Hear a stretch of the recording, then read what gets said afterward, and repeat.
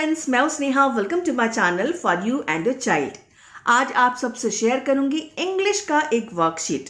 ये worksheet based है class 2 के सिलेबस पर, इसलिए ये वर्कशीट उन स्टूडेंट्स के लिए हेल्पफुल है जो क्लास 2 के फाइनल एग्जाम की तैयारी कर रहे हैं, और उन स्टूडेंट्स के लिए भी बहुत हेल्पफुल है जो किसी भी स्कूल में क्लास 3 में एडमिशन के लिए टेस्ट की तैयारी कर रहे हैं। जितने भी वर्कशीट क्लास 3 एडमिशन टेस्ट के लिए या फिर क्लास 2 के फाइनल एग्जाम की तैयारी के लिए मैंने बनाए हैं, उन सभी के लिंक आपको डिस्क्रिप्शन बॉक्स में मिल जाएंगे, आप उन्हें भी चेक कर सकते हैं। चलिए इंग्लिश की ये वर्कशीट को शुरू करते हैं और उम्मीद करती हूँ ये वर्कशीट आपके बच्चों की तैयारी में बहुत हेल्प करने वाला है। क्वेश्चन नंबर 1 है, write a paragraph about your room.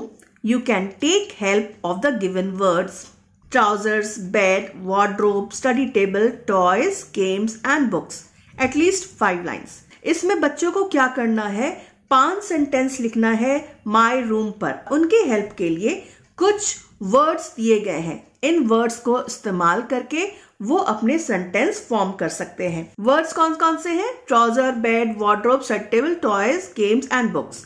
Simple sentence बना सकते हैं। My room is very beautiful.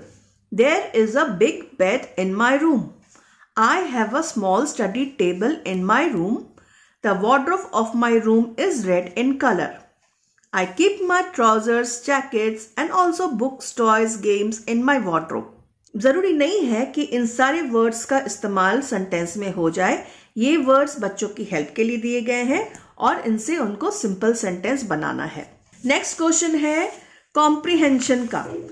Read the following passage and answer the given questions. ये 3 मार्क्स का सवाल है और जिसमें 3 क्वेश्चंस दिए गए हैं। हर एक क्वेश्चन के सामने मैंने मार्क्स लिखे हैं, जिससे बच्चे को जब आप सॉल्व करने के लिए दें उसके बाद आप चेक भी कर सकते हैं कि बच्चों ने क्या स्कोर किया है। On a hot summer day a thirsty fox passes by a well. He looked in and saw water. He bent and tried to reach it and fell in it. He tried but could not get out. A goat passed by and looked in. He saw the fox and asked him how he was there. Oh, I am enjoying the cool water, replied the fox. Outside it is very hot, isn't it? The foolish goat jumped in. The cunning fox quickly leaped on the goat's back and jumped out.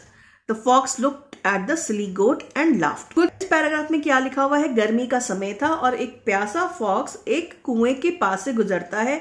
वो नीचे देखता है कि वहां पर कुछ पानी है।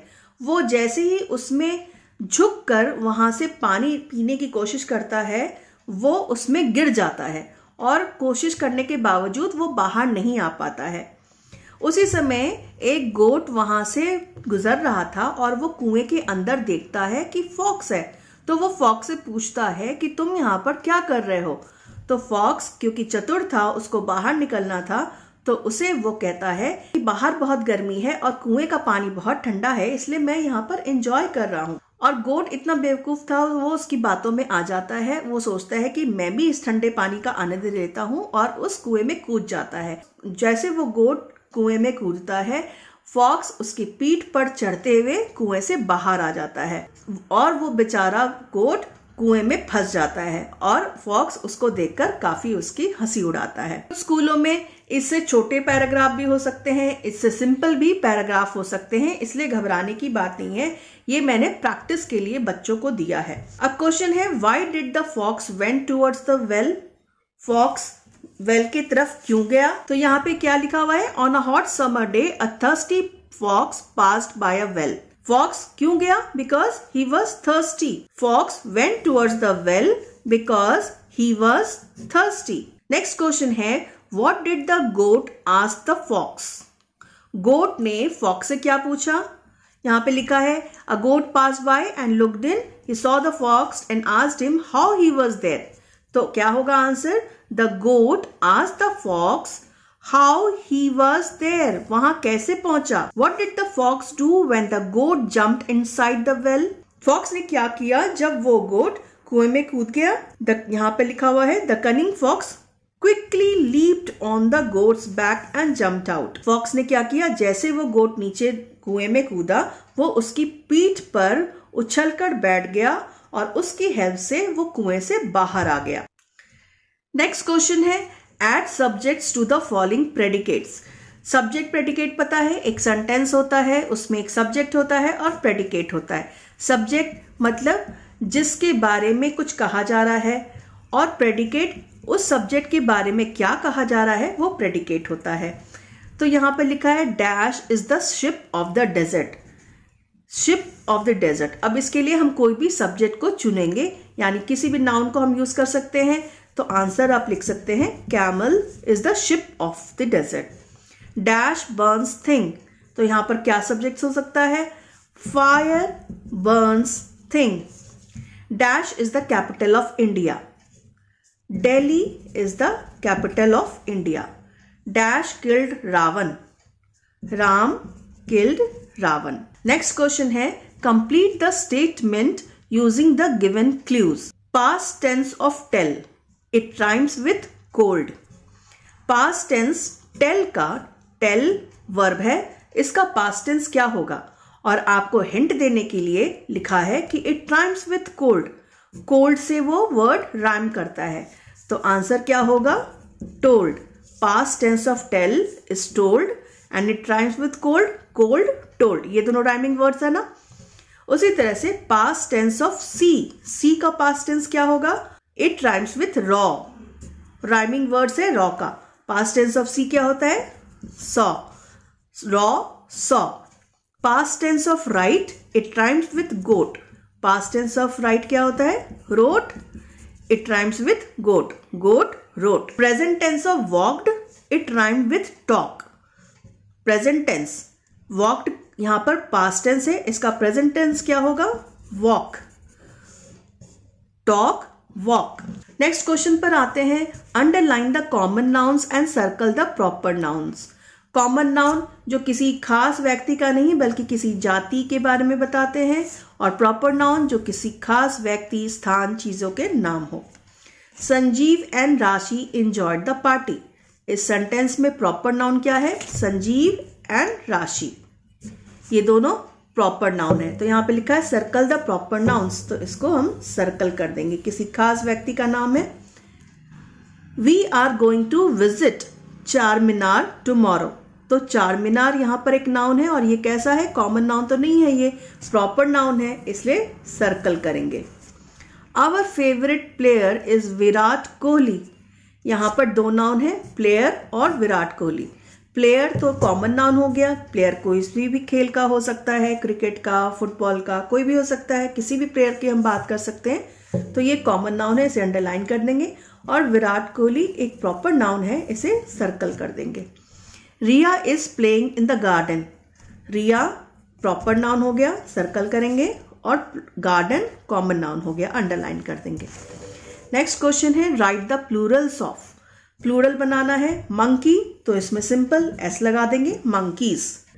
सिटी, सिटी में वाई हटाएंगे और प्लूरल हो जाएगा सिटीज, IES लग जाएगा वाई हटा के। माउंटेन, इसका प्लूरल यानी बहुवचन हो जाएगा माउंटेन्स, सिंपल एस लगाएंगे। गूज, गूज का प्लूरल हो जाएगा गीज, GEESE। सिंगुलर प्लूरल आप बच्चों को जरूर याद करवाएं।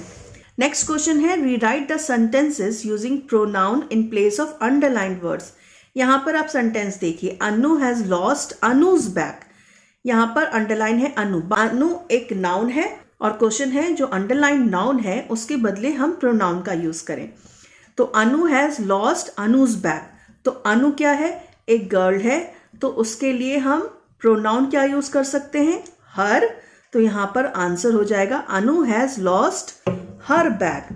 तो इसे रीराइट करेंगे पूरा सेंटेंस, बच्चों को लिखना है Anu has lost her bag.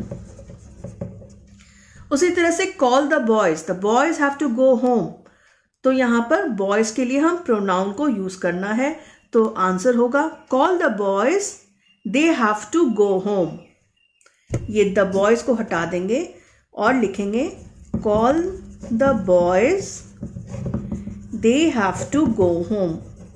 तो पूरा सेंटेंस को बच्चों को रीराइट करना है। Raj will meet Raj teachers today.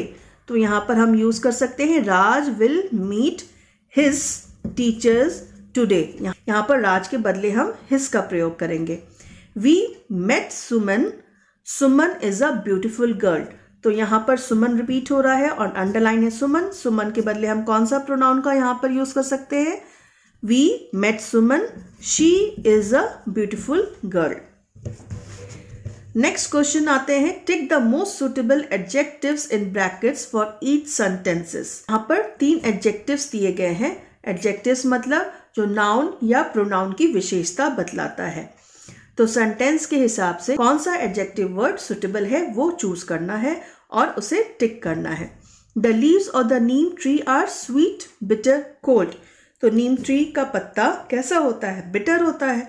तो इसे हम टिक कर देंगे। स्वीट मतलब मीठा, बिटर मतलब कड़वा, कोल्ड मतलब ठंडा। तो बिटर आंसर होगा। The rare huge tiny stamps have become very valuable.